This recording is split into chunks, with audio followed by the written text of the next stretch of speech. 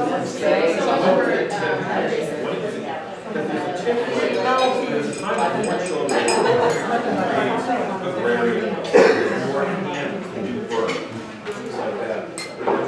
you everyone for coming to the workshop. I'm very happy to introduce Professor David Moore. He's an associate professor of international studies at Macalester College. And his research interests are in African literature, African American literature, Afro-diasporic literature. He gave a fascinating lecture last night about the poet Langston Hughes's travels in Central Asia. He's also working on a project right now with cooperation from his undergraduates on the Cameroonian novel Mvida Boy, and it's been translated into, I think he said, 14 languages. And so they've made those available online through this digitization project, so you can look at them all simultaneously. And today he's going to be talking to us about interdisciplinary concentrations at Macalester. And I think it would be nice if we started off by introducing ourselves. Cesar, do you want to start? In 30 seconds. Go ahead. With Spencer Brennan. Future politics. Kate McKenzie, International Student Advisor, and in 1971 I graduated with an interdisciplinary undergraduate degree. From University of West Florida. I thought you were about to say Macalester College. Yeah, me too. I don't know. Yes. Okay. Jim Peterman, Philosophy in the Office of Community Engagement.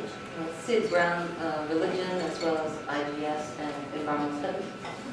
Maggie Fitzmorgan, Italian. Russell Fielding, Environmental Studies.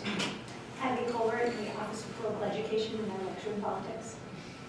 Mike Waingu, postdoctoral fellow, and also in international and globalization studies. I also teach Swahili. More biology. Thea Edwards, biology. Richard Aptar, German. Elizabeth Trump, Russian, and I also contribute to a number of Mark Fester, Russian, and linguistics. And say something else. Yes. Thank you very much, especially to Sarah and Christina for inviting me. I've given to understand that this is an informal workshop setting in which the speaker is expected to introduce a topic, speak for a while on it, present perspectives from their own home institution or the involved with, and then open it up for general discussion. So my plan is to speak for about 20, maybe 25 minutes. In the past couple of days, I've assembled some notes to make sure that I'm covering enough bases. And what I'm going to be speaking about is a specific curricular structure at Macalester College. But because I have 19 years of experience at Macalester in all sorts of dimensions of global and interdisciplinary education, I'd be happy to address any of these topics. I myself am something of an interdisciplinarist. I have my BA in applied mathematics as well as comparative literature. I worked in corporate finance for the first 5 years after graduating from college. And then I left City Institute to go study French literature at the University of Benton. Before I went to do my PhD in comparative literature there. And so interdisciplinarity is something that's kind of important to me from the start, as well as a global perspective. And seeing as those are really, I think, the twin priorities here in the non-globalization forum, I'm happy to speak to any range of issues that might come. So let me start by noting that liberal arts colleges are always necessarily keepers of tradition, and that keeping of tradition can make it very difficult to keep pace with a world that's changing faster than the liberal arts colleges that send people into. That occurs for a variety of reasons. One of them is size. Another one is that liberal arts colleges, especially Woodlands, tend to have faculty who have long careers. And so if you were at many sorts of institutions in the world, you find staff turnover probably 3, 5, 7 years, and almost impossible to think of somebody with a 20, 25 or more year career. But that's one of the beauties of liberal arts colleges. But it's also one of the things that means that other forms of flexibility have to be built into it. So one of the things that we found at McAllister is an impossible way to address shifting priorities is to expand our way into shifting priorities, because we're a fixed size. Our number of students is gone from about 1,850 to about 2,000 over the past 20 years, and primarily because of the size of our dining hall, we can't go one past that because people won't be able to eat. And it's also a primary value of McAllister, just as it is here at Solana, to keep the place small so that people know each other, that students can have long-term serious intellectual relationships with the faculty and more. We've also learned that it's very hard to department one's way out of a problem about responsiveness to changing global conditions and increasing complexity of academic issues. College departments are very hard to establish anew and even harder to close. As we found out, for better and for worse, over the course of the past 2 decades at McAllister. Now, the good news in that landscape, specifically the departmental landscape, is that departments do change internally. If I just think back to the McAllister of roughly 1995 or 96 when I joined, and the McAllister today, if I think, for example, about our religion department or our English department or our history department, our religion department in the early 1990s was composed exclusively of faculty who studied the Christian tradition.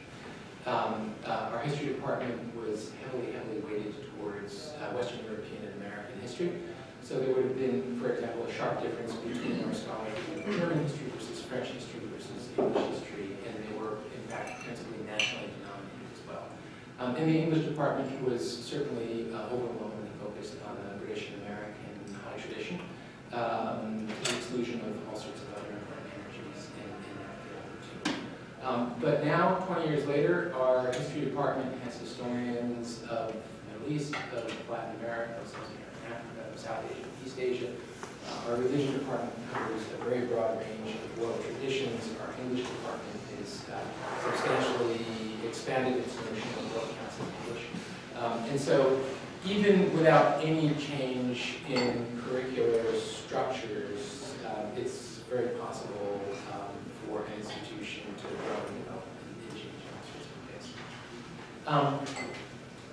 The tricky thing, though, at McAllister and every other place that I'm aware of, is that there exists in the world, really always have existed, but I think now there's just much bigger recognition of it, a very wide array of fields, themes of interest and inquiry, which don't naturally fall into the purview of any given academic field. These areas often are objects of major scholarly inquiry across all sorts of practitioners and all sorts of academic fields.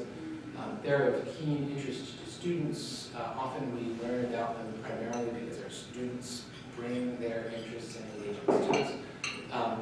And they also become critical to the work of our graduates as they go forth into the world. And I mean, what fraction of college graduates take careers which carry the names of academic departments at their undergraduate institutions, right? A tiny fraction. Those who take PhDs, which is always necessarily going to be a very small fraction of the student body. And so the question that I'm hoping to address here today is how can a liberal arts college of non-infinite resources of and of great ambition seriously engage the range of intersectional and interdisciplinary global questions. So in some cases, those issues have been solved with departments. And I'll just note, at least on the McAllister front, and now it's important to know, this is 18 or 20 years ago, we changed 3 programs which didn't have faculty lines of their own into departments. And those were the International Studies Department, the Environmental Studies Department, and the Women's Gender and Sexuality Studies Department, which in 1996, when it was founded, was the Women's Studies Department, and it became the Women's and Gender Studies Department, and much more recently it's become the Women, Gender, and Sexuality Studies Department. So just to give my own International Studies Department as an example of this, the scholars in my department all have PhDs in different fields. Mine is in comparative literature. We have people with PhDs in international health, in comparative politics, in the anthropology of media, in Russian and Soviet history, and in the history of tourism. A historian, that is to say, of tourism. And we all have pretty wide-ranging geographic interests as well. In our environmental studies department, we have a historian, an environmental historian focused on the U.S. We have somebody who has a degree in political science and is a policy expert, policy scientist specifically, or most closely focused on the question of water, on global frame. And we have an aerochemist and climate scientist, and a field biologist. Those are our 4 members of our environmental studies department. But it's extremely unlikely that McAllister will add any other department for that time going forward, because it requires a significant commitment of institutional resources and likely the drawing of resources away from somewhere else in the college. So I spent some time on the Sewanee website and took a look at the array of programs that you have here, and I'm addicted to Excel, so I just stuck it in a spreadsheet and sorted it. And I noted 36 majors, 6 programs that offer a minor only, 7 which are electives, and it's not quite clear to me what an elective is, mostly because they didn't book very much. 2 units that are called certificates. One thing listed on your academic page is just clearly study abroad, but it seems to have an academic European studies name, and 3 programs which count themselves as pre-professional. So it's obvious that there's been a range of approaches to these sorts of intersectional curricular and models of inquiry here too. So what I'm here to speak about most specifically is a type of academic program or unit that we established at McAllister. Discussions began about 10 years ago, and they came into existence about 8 years ago, and we call it interdisciplinary concentrations. But mostly, the full name is interdisciplinary concentrations, but we simply call them concentrations, and everybody gets the interdisciplinary part. So stated as simply as I can put it, an interdisciplinary concentration at McAllister is something like a minor built from courses in more than one department. In fact, in a minimum of 3 departments. Concentrations at McAllister are formed, in a sense, from the ground up. They've all been created as a result of what we might call spontaneous faculty organization, where faculty have come together and made a proposal to our faculty elected education policy and governance committee.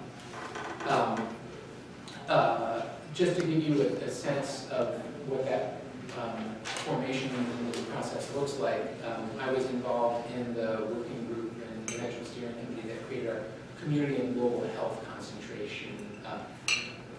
More or less the day after the faculty voted to approve concentrations as an academic form, this group came together. And so we surveyed the existing campus resources at McAllister in terms of the faculty and the areas of expertise and the courses already on the books.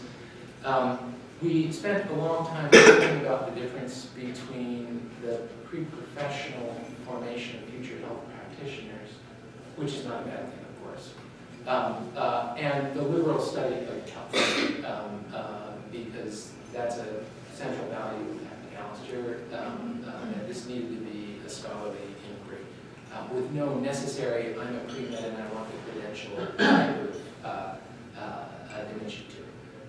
Certainly, a good number of our students who concentrate in community and global health are pre-meds, but that's not the point. We also worked hard, as people have worked hard in many of the concentrations, on the name of it. Because names are powerful, and names are to some degree territorial. And names are sometimes pre-owned, in a sense, by some existing academic unit, or carry a weight or vibe or quality that would either make them excellent or unsuitable. So, for example, we had thought about international health, but it seems to neglect the very substantial engagements we wanted our students to have in the Twin Cities community on issues of health. We thought about public health, but that's the name of a professional category of graduate school and a professional field, Masters in Public Health. And so we really thought a great deal about that and merged with community and global health. And that's true for many of our other concentrations. So the longest named of our concentration is Middle East Studies and Islamic Civilization. And that took months. Sarah would probably have much more to say into why that's either brilliant or problematic. We also, in forming that concentration, brought to campus a range specifically of McAllister alumni, people ranging from a year out to 30 years out. Some of whom were orthopedic surgeons or epidemiologists for the Minnesota State Board of Health, or were longtime field officers from the UN High Commissioner on Refugees working in international health. We probably brought, I'm going to say, around 7 or 8 alumni to campus, most of them nearby. The ones who were far-flung, it was when they were in town, we kind of seized on their presence. We didn't fly people in specifically for that.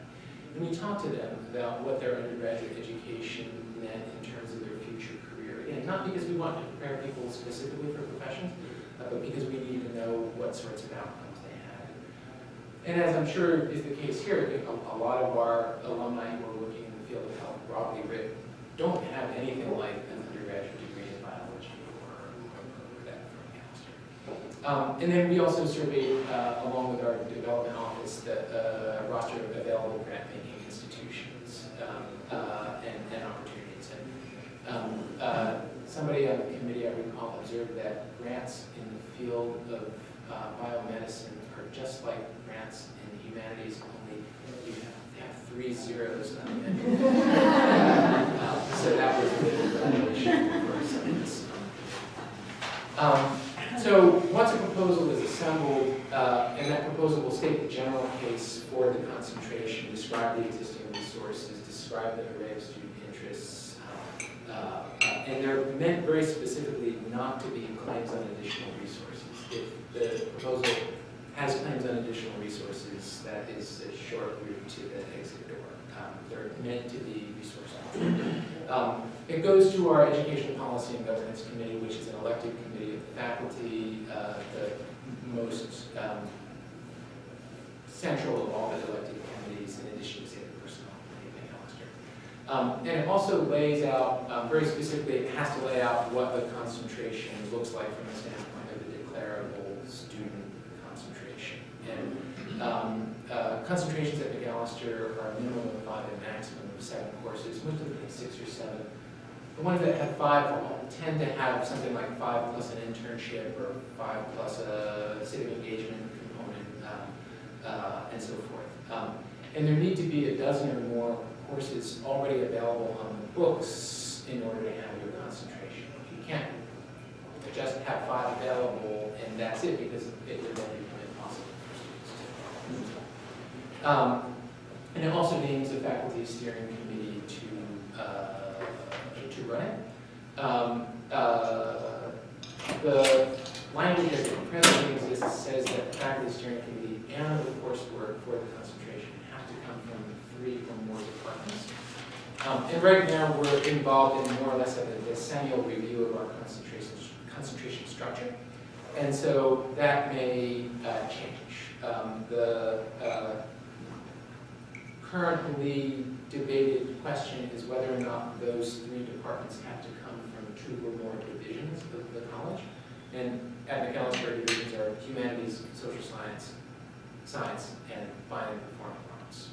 So there's a thought that a concentration built of 3 or 4 just social science departments, or just humanities departments, or just science departments does not embody the sorts of breadth that we hope to achieve from that. And we're also almost certainly going to count a study abroad course, no matter where it comes back in the college sort of student's transcript, to be another department. So even if it's another history course, it counts as its own abstract. So now to give you a sense of what the concentrations are at Macalester, at present we have 8. And alphabetically, they're African Studies, Community and Global Health, Critical Theory, Human Rights and Humanitarianism, International Development, Legal Studies, Middle East Studies and Islamic Civilization, and Urban Studies. Now, some of those concentrations actually predate at Macalester the existence of this concentration model. Urban Studies, for example, became a declarable minor in our geography department sometime in the late 1960s, for reasons which are probably evident. And Legal Studies was something of a pre-professional program that was largely supervised by our political science department.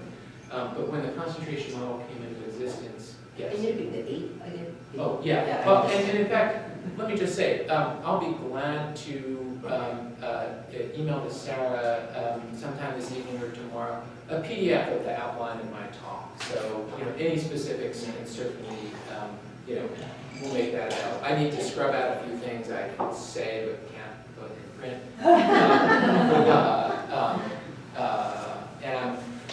And I'm going to give you a list of the concentrations that are under development and under consideration by our Educational Policy and Governance Committee, but I was sworn to secrecy, or sworn to just say them but not print them by the chair of the Educational Policy Committee because they're in Robert's right now. So anyway, but yeah, it's African Studies, Community and Global Health, Critical Theory, Human Rights and Humanitarianism, International Development, Legal Studies, Middle East Studies and Islamic Civilization, and Urban Studies.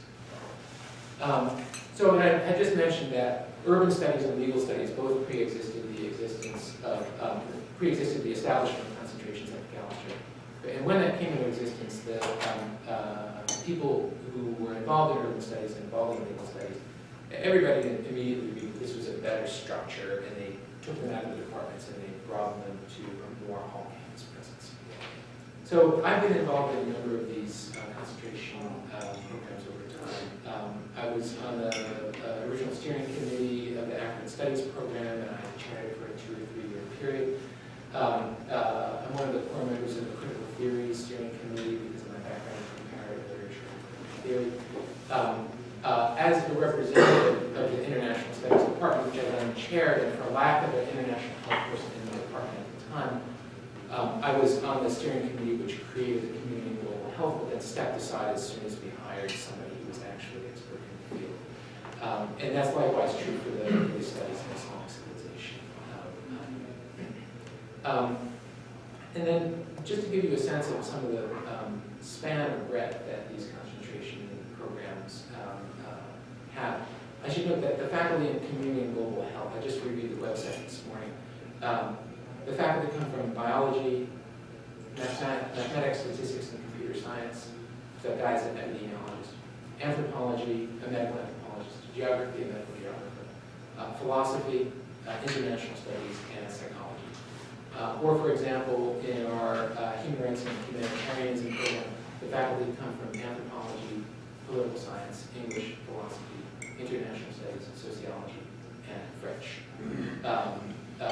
The African Studies colleagues who are with me on the steering committee for African Studies come from history, political science, geology, music, geography, French, and anthropology.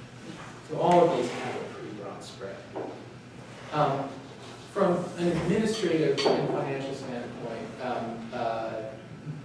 nothing warms the heart of the college's chief financial officer as much as a program that draws no resources. So the administrative and economic burden is relatively light. People who are concentration directors typically have a 3-year term, and the compensation is not much. You have a 1-course release for a 3-year term, so essentially a third of a course a year for directing a concentration, payable when you've completed 3 years. The concentration programs themselves have limited program budgets, which is tied, for the most, there's a certain floor on those budgets, but then it expands a bit depending on if you have a very large number of concentrators, and you have more social events or academic events or whatnot. But most of the concentrations have program budgets of $1,000 to $2,000 a year. Though there are funds that they could tap, for example, if they're bringing in a major speaker or something like that to supplement or join the other departments in long-term initiatives. I should also note that concentrations are not course offering units. So whereas you can take an international studies course and it's INTL 294 or a history course in HIST 133 or whatever, there's no course that carries the name of the concentration itself. Much like in lots of interdisciplinary programs, they're drawn from the supplying units. There's one exception to that, however. So each of the concentrations has the option, most of them avail themselves of that option, to have a 1 semester, 1 credit pass-fail seminar, typically for seniors and any underclassmen who wish to join in, which is something like every Thursday lunch, in which you'll either have an informal visiting speaker, or a student presenting their honors work, or the faculty talking about their research in progress, and it's just a way for the concentrators to come together on a regular basis, get to and talk about a wide range of issues. No exams, no anything like that. Did you earn credit for that? They earn 1 credit in a situation in which we go by the standard a typical course of college is a 4-credit course with a grade. And this is a 1-credit pass-fail. And it would be prefixed by that particular concentration. It's prefixed by a single prefix which applies to all, just because the registrar didn't want to go through. Yeah, and so I think it's called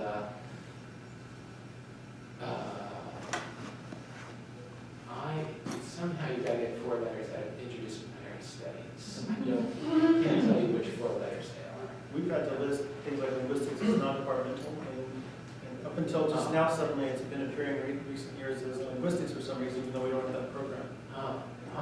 It's snuck into the I think system. so. Right. It's also the case that concentrations are not hiring units. They don't have, so to speak, a seat at the table. They can't request a line. However, they are warmly invited to submit what we might call supporting letters when a department makes an allocations request. And so, for example, we have a wonderful historian of Africa in our history department. And should she retire or go to another institution, then certainly our African Studies Steering Committee would write a letter to the provost when the reallocation bid was considered, and strongly make the case that African Studies needs to have a historian on campus. So there's a steering committee for each concentration? Yes. And they oversee the budget and all that kind of stuff? And they oversee the budget and... pretty much it's just, the way it works most of the time is that the concentration director handles almost everything because there's just not much to handle. And then the concentrations I've been involved with, it's usually decision-making consists mostly of the no objections email. So, if nobody has any objections, I will. And then everybody emails back and says fine. And so they are not meeting-intensive units in my experience, which is good for everybody. So at the same time, with respect to the tenure and promotion process, it is in the personnel section of the faculty handbook that work in concentrations is recognized and embraced under the service heading in considering somebody at 30 review, at tenure, and at promotion. So there was concern that, for example, an assistant professor might not want to join in the work of community and global health or African studies because they've got to handle their department duties. And everybody recognizes that. We wouldn't make an assistant professor pre-tenure, for example, a concentration director. But nonetheless, there's language in the handbook, which went into the handbook at the same time concentrations were established, recognizing these as legitimate parts of the considerable universe of faculty and chief. I should also note that concentrations sunset after 5 years at McAllister, which is to say they need to reapply in order to continue, because the idea was that we didn't want yet more permanent units at the college. Now, a reapplication is not some giant bureaucratic process. It's a couple of page review of the resources and the activities and the student participation and concentration. And the assumption is that if you've got a number of students who are vividly engaged and continue to have faculty who are engaged in that field and are willing to participate in more of the concentration, it will get moved. I should note that you know how sometimes people will count themselves as, say, the founding director or the founding chair of some unit or other. When at McAllister we switched from international studies being an administrative unit to an actual department, I was the first chair of it, so for a while I thought of myself as the founding chair of international studies. I was the terminating chair of the global citizenship concentration at McAllister. And this was one of the earliest established concentrations at McAllister. It was at the same time as there was a large institutional push for this concept of global citizenship, a lot of fundraising around it. And we gathered a number of our administrative units into something we call the Institute for Global Citizenship, which assembles our internship program, our civic engagement program, our study abroad program, and a variety of other units. We have a Bonner Fellows program, which is, I believe, something Mac also. Some of those other sorts of programs are all under the umbrella of this actual building called the Institute for Global Citizenship. So at that time, some senior administrators at the college said, you know, it would be important for us to have a concentration of global citizenship. And so some faculty assembled, put something together. About 3-4 years went by. The founding chair of it went on a 2-year leave to run for president of Somalia, actually. And he finished 4th. He didn't have enough money to drive the election. Yeah, the elected was the National Senate. Yeah. So at any rate, the enthusiasm wasn't there. The student interest was there, but they were more keenly interested in a lot more vivid programs, other concentrations that I mentioned. The faculty who were involved didn't see this as central to their scholarly program, and so we submitted a request to the Educational Policy and Governance Committee before our 5-year renewal term was up, asking to be snuffed out, I suppose. And they did. And then the hardest thing about it was finding all the places on the college website where it was mentioned, so that it could, you know, which it turned out to be an endless number of places. So do the students that started in that program, do they still? Yeah. And so I became their concentration advisor for, you know, I think at that point we had maybe 7 students who were concentrators, and maybe 4 or 5 of them were seniors who were going to graduate about 5 months later, and so it was not very tricky. We had one early declining sophomore who managed to finish in good form, but no new concentrations were permitted once educational policy. Speaking of the students, are they encouraged or even required to declare a concentration? They need no encouragement because they're very enthusiastic about it. They're not required. Only a major is required for graduation. In a sec, I'll actually get a bit more into kind of the student perception of the concentrations, because that's a really big, crucial question. But let me say also that right now there are a number of new concentrations which are in various stages of either just informal discussion among faculty, or they actually have an application in with the Education Policy and Governance Committee for approval. And they are cognitive science, food studies, or food and agriculture studies. I think we're still debating exactly what sort of name we want to put on it. Museum studies, sustainability, digital humanities, indigenous studies, and either big data or data science. I'm not really sure where these are going to go. Informally and unofficially, my expectation is that the sustainability initiative will end up to be some sort of an emphasis within our environmental studies major. I think it's also likely, given where the faculty lie, that the data science or big data proposed or discussed concentration is going to locate itself in our math, statistics, and computer science department.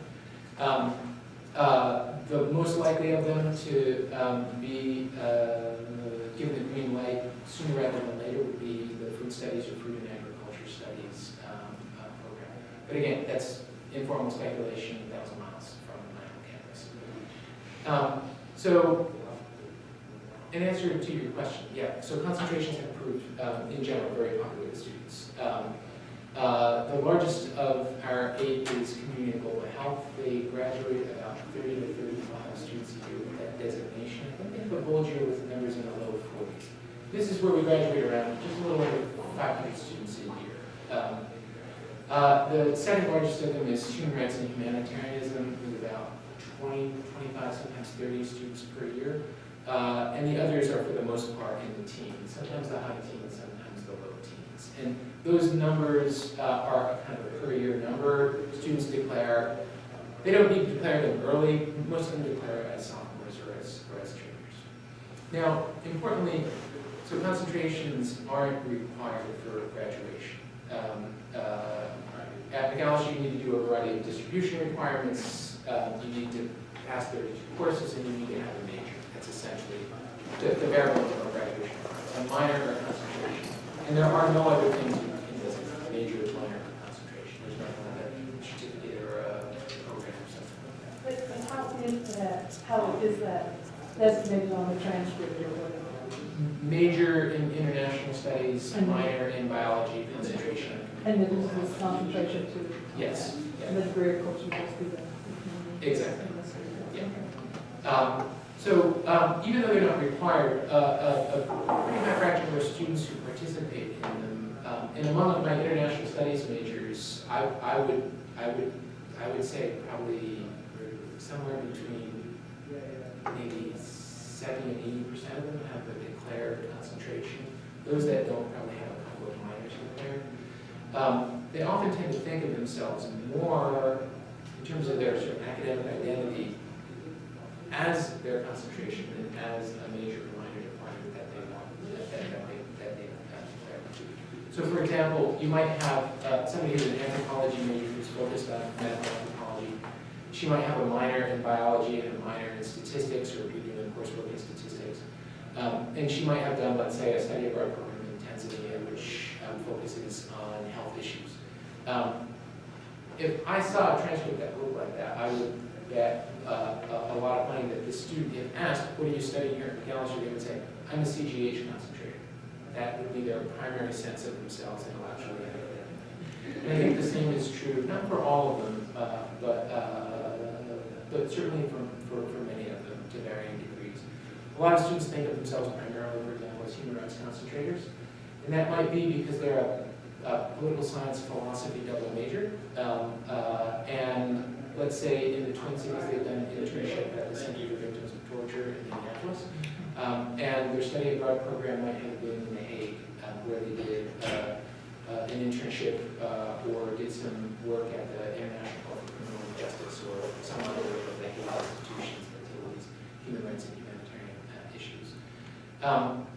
Anecdotally, students have, or alumni have reported to me that the presence of a concentration on their CV or resume or in their profile has been a source of lively conversation in job interviews. And increasingly, we have students who, these names are actually now names of graduate programs too. So you can get at a variety of types and kinds of schools degrees in these fields as well. Yeah. Since the concentrations are not declared, is it does the administration or the registrar sometimes say that if you complete these courses, we can award you a concentration, or? So they are declared. Oh, so they are declared? Yes, they are declared. I'm sorry, I didn't make that clear. Like a major and like a minor, a concentration is a thing where you have to produce your list of courses, get it signed by the chair or the director of the specific unit, submit it to the registrar's office, it's on your transcript. And when do you declare it? When do you declare it? Typically, McAllister students have to declare a major in spring of sophomore year, but they don't need to declare their concentration at that point. You could, I suppose, in principle, declare it the day before graduation if the registrar will process it. But students tend to declare them as soon as they're on board with it, because that just stitches them into that mailing list and that community, and that sounds like it. But a lot, also again, for example, our African studies concentrators, very frequently those are study abroad returnees. They hadn't contemplated doing that. It's been a study abroad experience. Likewise, study abroad, I think, study abroad returnees do tend to change their major, add a minor, add a concentration because of that transformation. And you mentioned about this one unit, one class, sometimes that can happen. This Yeah. will make the student get a sense of pulling all of these things together. But Yeah. is there like a seminar, like a senior seminar for those that are in human rights and humanitarian that you can, there is one class just to put it all together? Yeah. But I get a sense of how they evaluate whether they have fulfilled the objectives of this concentration. Yeah, so that is a shortcut of this particular academic formation. So students are required to write a major paper in their concentration, but that's not done in a concentration-specific seminar. It can be done in any course taken in the senior year, and then it's reviewed and vetted by the concentration director. So I might have a student, let's say in my post-colonial theory seminar, in fact I did this past fall, who was an African studies concentrator, human rights concentrator, and they said, Professor Moore, is it okay if I submit my major paper for your course as my capstone for my concentration? And so work with the student in terms of tailoring. And I might have several in the class who are, but there's no full-on senior seminar the way that they would have in an academic department where this is clearly a consolidating experience, other than that one credit. So why do you think the students relate to their concentration so strongly?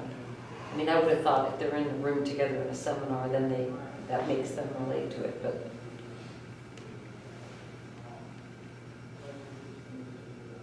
That's an interesting question. I think because often, well, it's not universally the case. So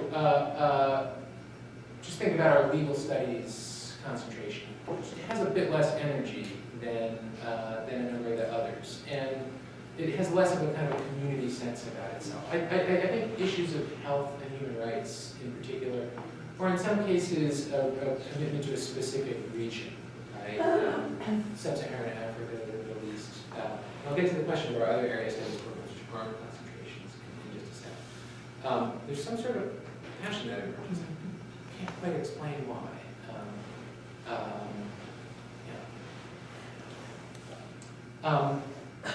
So let me talk about just a couple of shortcomings because that's important now. So we haven't solved the administrative support question. They don't require much administrative support, but for example, in the time that I was the director of the African Studies concentration, if we had a speaker, if we had an event, if we had something, that some information I needed to get out, or if I had to post to the campus or something or other.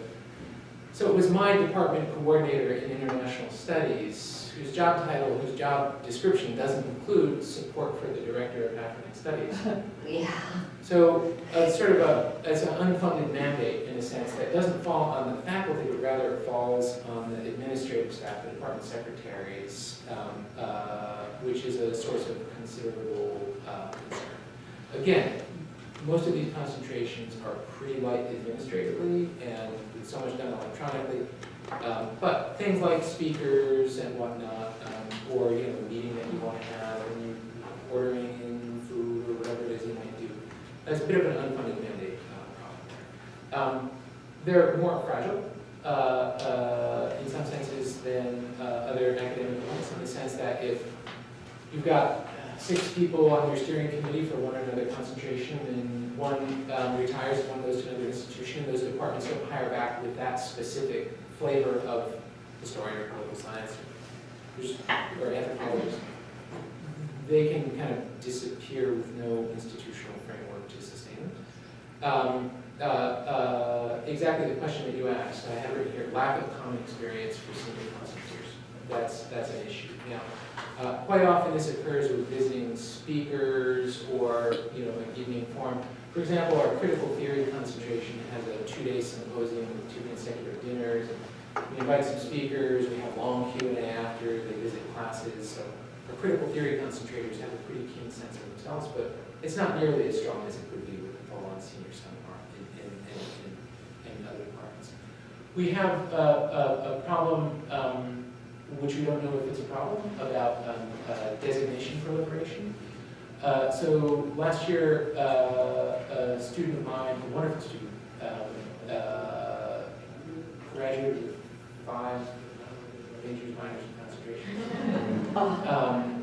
She was an international studies and anthropology double major, with a minor in French, a concentration in African studies, and a concentration in human rights and humanitarianism.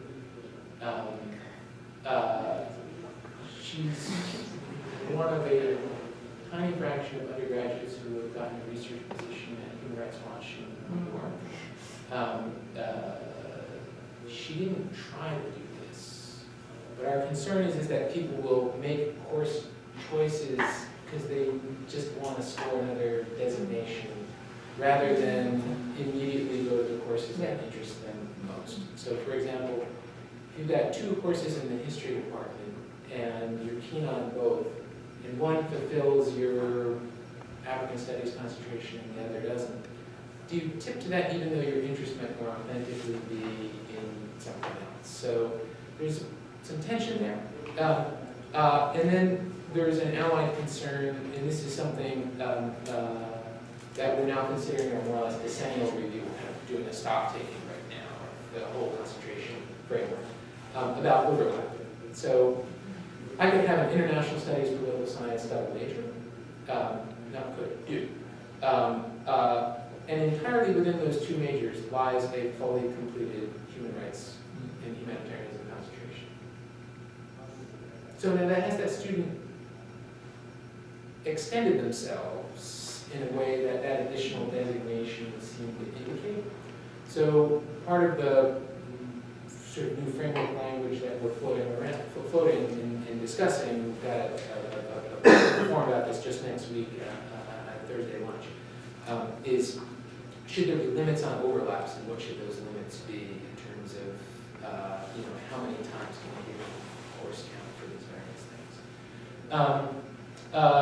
We have an unsolved possible contradiction in the way we handle our area studies programs, because our Latin American studies major is a major, and it's handled out of our Hispanic studies department.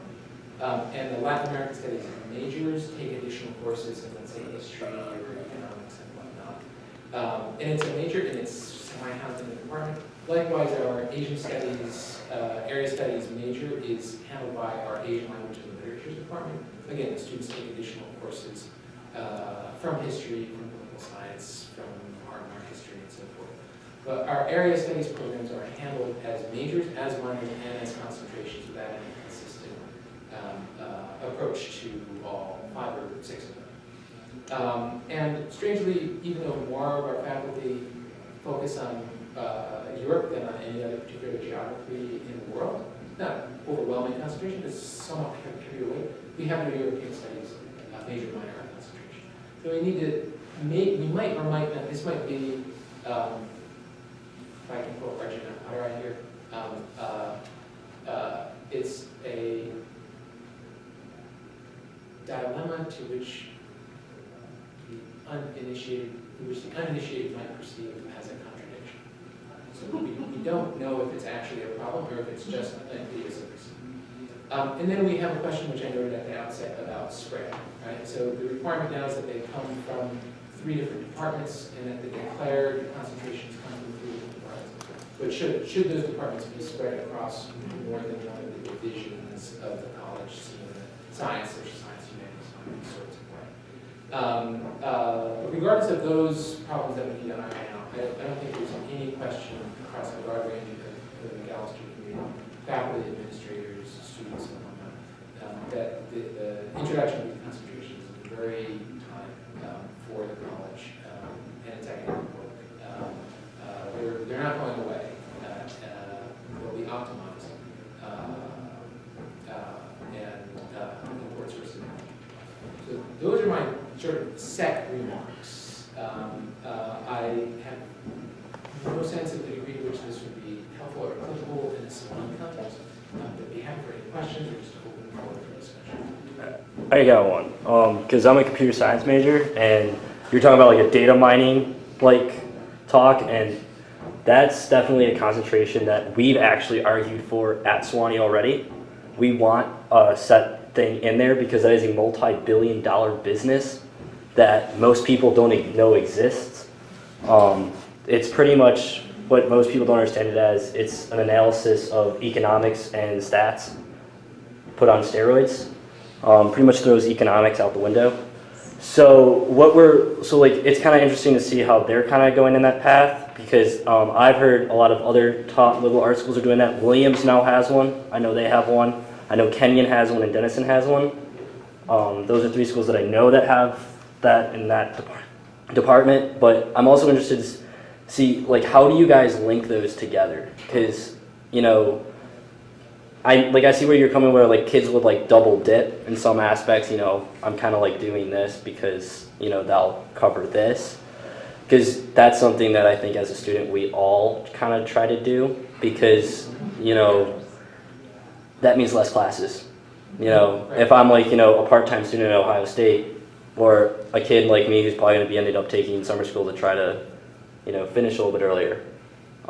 That's something, that you're going to do no matter what, because you don't want to pay for that money. So that's kind of interesting. I'm really interested to see how you guys link those together and how your concentrations, because I can see where concentration's helpful, but it kind of seems like no matter how you do it, the concentration from how you wanted it to talk is saying, hey, this is definitely what I want to major in, but my concentration should be something else. Yeah, so data science, big data is going to be a problem at every liberal arts college. And frankly, all universities are going to need to address sooner rather than later. I just simply don't know what sorts of specific conversations have been happening among my colleagues on that side. So again, I mentioned that the likelihood is that we will handle it as, let's say, a declarable flavor of major within our math, statistics, and computer science department, which is our biggest on campus and includes statistics and computer science and mathematics. And the question always is, how rapidly can you indeed assemble faculty expertise in an area that's so broad and so technical? And I simply don't have an answer to the question, other than this is on the minds of many. Did I mishear, did you mention digital humans in connection with big data? Digital humanities Digital humanities. Digital humans would go in there. Which is a so for example, the project that Sarah mentioned that I'm currently engaged in, these are 15 translations of a single novel, which I'm now in the early phases of literally stacking up digitally so that you can, on a web interface, in a sense, read all 15 at once. So in French, somebody might say, "Il est tombé du ciel," which means he fell from the sky. But that's not really what it means. It means in English, he came in out of the blue. But if you just translate "he came in out of the blue" into Slovenian or Vietnamese, people would wonder where the blue is. And it means he suddenly appeared. So this is an opportunity to do all sorts of things with a unified corpus across 15 languages and global context. So digital humanities could or could not be part of a data science concentration. Those two conversations are happening more or less separately. There's separate kind of pools of funding available in the world for both of these. And most of the faculty who are involved in it, all of the faculty who are involved in it, are faculty who are, so to speak, retooling in order to, embrace a new approach to their field. So that's not going to be a concentration anytime soon, just for want of the depth of talent. Not talent, the depth of expertise in these fields. Does the responsibility for faculty advising for these students who declare concentration still lie with the major? Yeah, so students at McAllister, the advising process, when you arrive, you take a designated first-year course, and you rank it 1 through 5 the summer before you arrive from a list of seminars that have 15 or 16 students. And they're often just like a regular course in that department, but set aside for 15 first semester freshmen. Those students are your advisees for their first year or two until they declare a major. And then at that point, I think it's a super common model.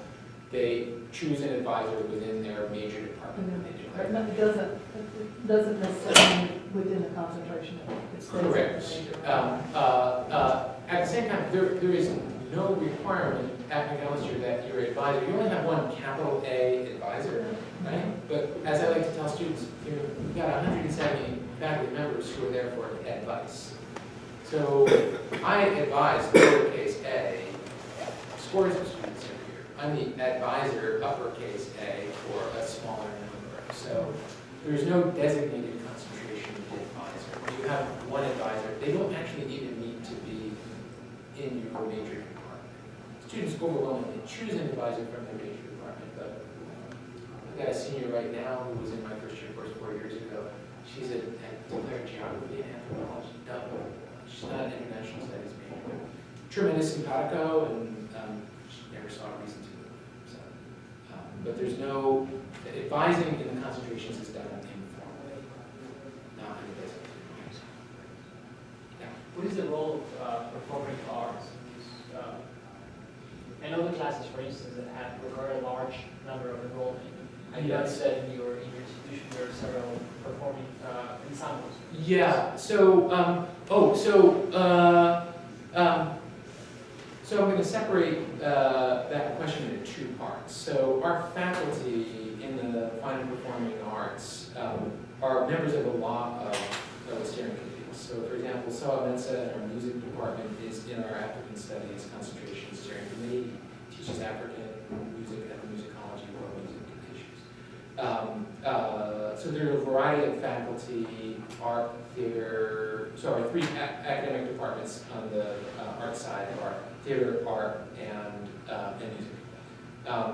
And there's members of every one of those departments who are in the steering committees of one or another concentration, sometimes regional, geographic, and sometimes thematic.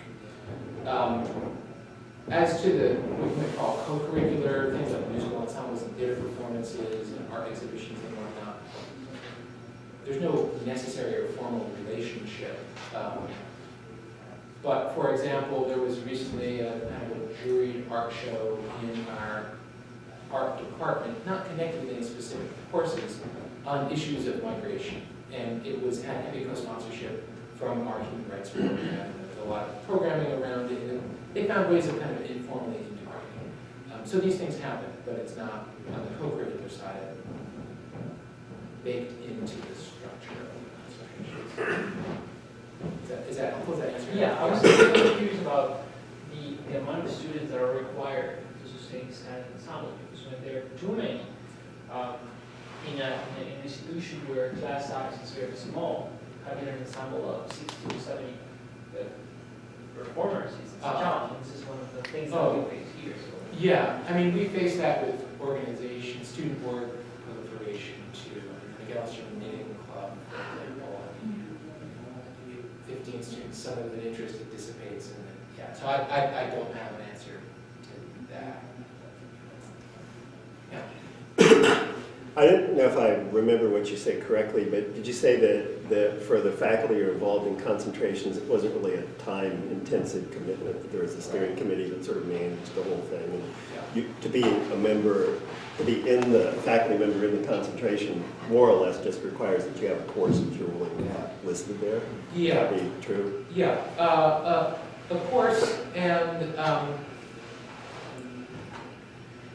a lively research or publishing program or artistic performing dimension, that it be central to your sense of yourself as a professional, both in teaching and research and whatever co-curricular things that you do.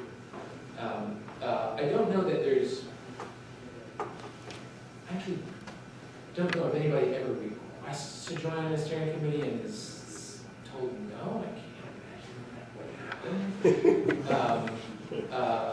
I think it's mostly a coalition of the interested and engaged.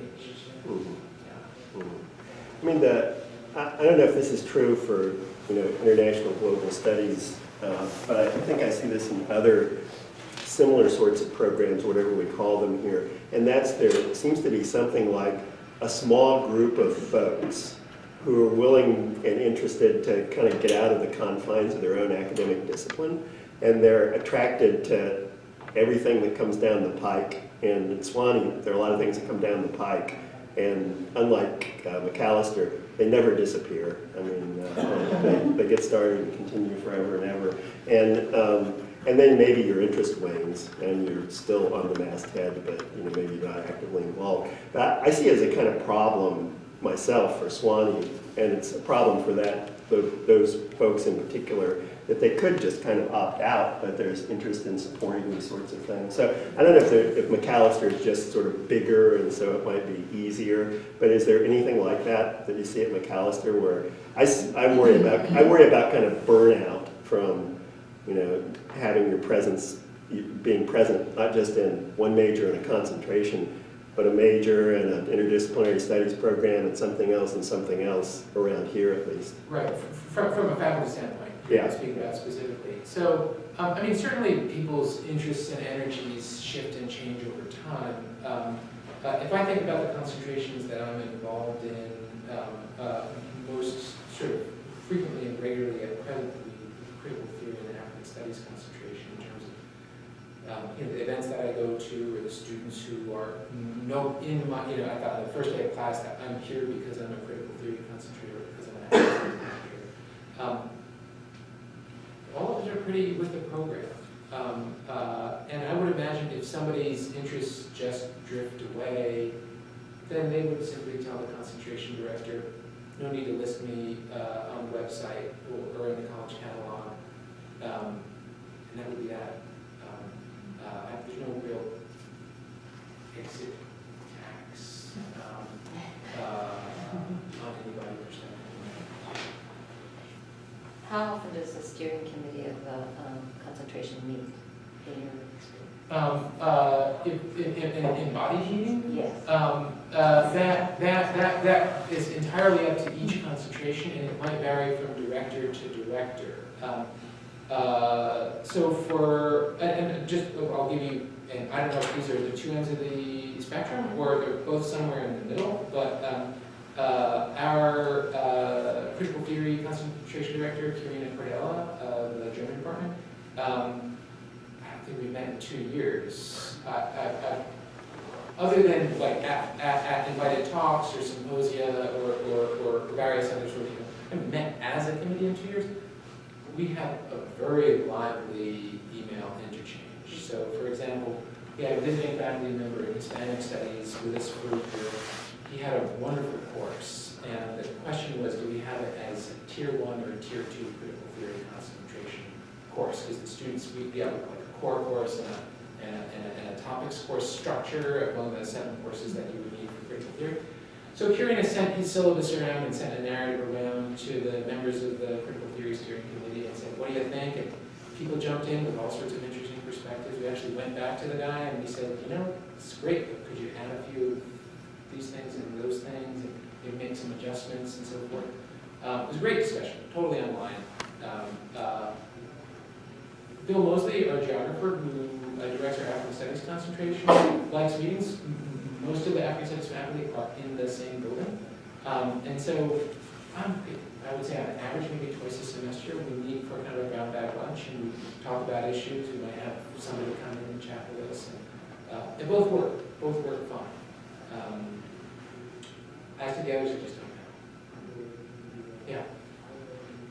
In the major that I teach toward, the environmental sustainability major here, we call it a focus that the students come up with themselves. But aside from the fact that they make it up and it's not preset, it seems to follow what you're talking about pretty closely. One issue that I see with my students is that because this is their third tier in terms of academic priorities, maybe the major or the minor, it's something less than theirs. And you know, your point about their self-identification notwithstanding, I see that they are not often willing to take the prerequisites for the higher level courses that would go towards their focus. And there's simply no way to skip those because they would be unprepared. So they end up loading their focus schedule up with very low level courses, which I see as a weakness. They're not getting exposure to the high level information that they really need to get the information that they're after. I would imagine that you have some perspective on that would be helpful. Yeah, thank you for saying that because it's an issue which has come up more than once, and I should have actually included it in my outline. Let me just give you two examples. So one of the issues for people who teach African studies across a range of departments at a liberal arts college is that, let's say you're teaching African Lit in the English department, or African History in the English department, or African Politics in the Poli-Sci department. So you might have a student take all three of those courses, but because the students in that class are going to be drawn from mostly, say, history or political science, they may have no background in Africa at all. And so you kind of have to do Africa 101 at the start of the course. And that's true in all of the individual African Studies courses on campus. Now, if you have somebody who's taken 4 of them and has done direct enroll study abroad at the University of Cape Town, the University of Ghana at Legon or someplace, by the time they take that 4th one, the first 4 weeks of that course, they're just saying, yeah, you know, Professor Mosley told me that last semester, right? So it's hard, unlike, let's say, if you take the opposite extreme, let's say a physics major or a math major, where every course builds on the next, and it's unthinkable that a first year and a senior are going to be in the same course. Getting advanced in the field is an authentic problem for concentrations because of the spread of the coursework. Likewise, for a student doing the, well, let's say, for example, you know, this is something that came up as we were talking about the global food, or the food and agriculture studies concentration. So my colleague Amy Damon in the econ department is an agricultural economist.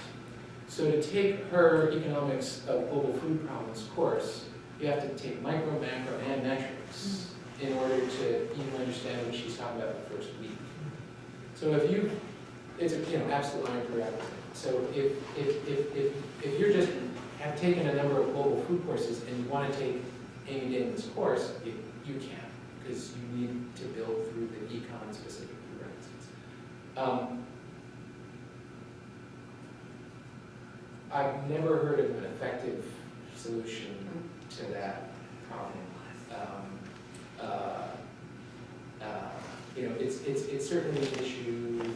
You know, I notice it most acutely, let's say, in African studies for a senior who's a study abroad returnee who's on their 6th course,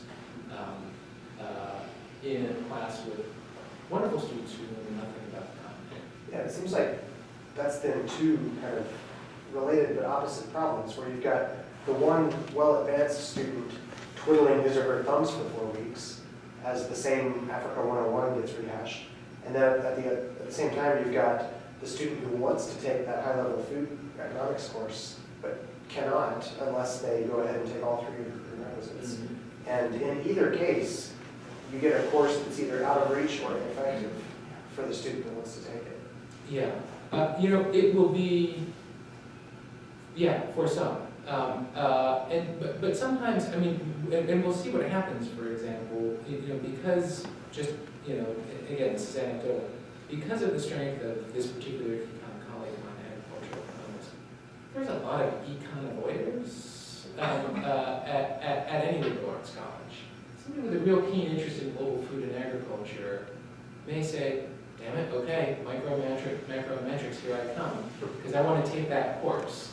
And it may be that the concentration sparks some sort of a, you know, serious commitment to, you know, technical and more basic. I don't know. But there can be upside. Is the shape a version of the course that's for people without prerequisites, or, I mean, because I know sometimes Right. science courses can be Right. pitched at the general. Right. So in that situation, I mean, you know, we're all in the same boat here in our department. So she's got her required, you know, service courses. She's got to teach either micro or intro every year. She's got her senior seminar. She actually teaches a more or less open access course on economics of migration. Right. And that she teaches at kind of a little bit level. Because this is an area where it's serious research activity. She wants to do it. So yeah, it's kind of a problem on both ends of the spectrum. Like, I'd like to teach an African Lit course which really delves into serious issues. I don't know that I have that many students prepared to take them. So yeah, so we're all torn about these questions. I mean, we have that in the languages too, where you want to teach in the language, but obviously. Right. Are most of your advisors sensitive to this? Well, our advisors and our family members, you know, we're all kind of, we're the same population, so. Yeah, I know that. So, yeah, it's gonna come up very frequently with students. You'll see it as an instructor in the first week of class, and you'll see it as an advisor as you're counseling your students about course selection and whatnot. So surely a lot of it's caught at that level. I mean, I know they don't advise every semester and every quarter for what students are taking for this, so it's a known problem. Yeah. Well, I mean, no, I have contact with all of my advisors every semester on the course selection. God bless you, that's wonderful. I mean, Are there criteria, or clear sets of criteria, or different criteria in type for courses that then are accepted into the specific concentrations? You indicated a few minutes ago, I think, that critical theory course. Yeah. So that's done by steering committee consensus. And McAllister, like, even though we're not a Quaker institution, we historically Presbyterian has a very light footprint on the campus at present. We certainly, in many things, try to work on a Quaker consensus model. So what happens is, and this is, you know, so from, I'll speak to both African studies and critical theory and other steering committees, and I've had my courses applied to others, and I've seen the same process all over, plus or minus. So you submit the syllabus. You might submit some sort of narrative about, if it's a brand new course, about how the course came into existence or what your plans are for the course in the future, some sort of, you know, spin and focus.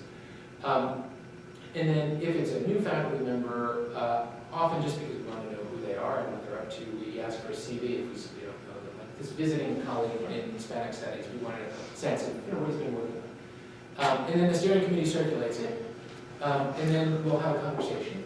And then in a number of our concentrations have it's either called core or elective or called tier 1, tier 2. You might have or framework and topics. You might have 2 classes of course within the 6 or 7 course concentration. You have to take 3 of these like squarely in the field, and then the other 4 can be a little more tangential. So that steering committee will decide whether to accept it or say no, and we'll decide which tier to put it in. And we'll also, in a reasonable number of cases, very cordially and collegially write back and say, could you shift this around a bit? So it can be a source of interesting conversation. I recently had I'm teaching a course this semester on global food studies, Two students who are international development concentrators emailed me in the fall and said, Professor Moore, could you apply for this to be part of the international development concentration? I said, sure, you want to do that? I did. I was declined. And it wasn't in the slightest bit put out by that. They explained clearly it was the right decision. I would have been respected them less had they said yes. But I also, if I'd been capable, would have been willing to, listen to some good collegial advice. It's often an opportunity. Sometimes talking about syllabi is the best faculty conversations we have. And then, importantly, I don't sense myself as an African Studies or critical theory concentration. I have the right to have my courses in. So if I've got a new course and I want it to be critical theory, I'm not in the email exchange when my colleagues discuss it, and they're perfectly free to come back to me and say, and we've done that for members of our own committees. And, I've never seen friction about that.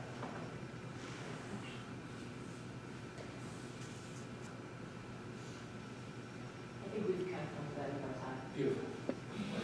Well, that was correct.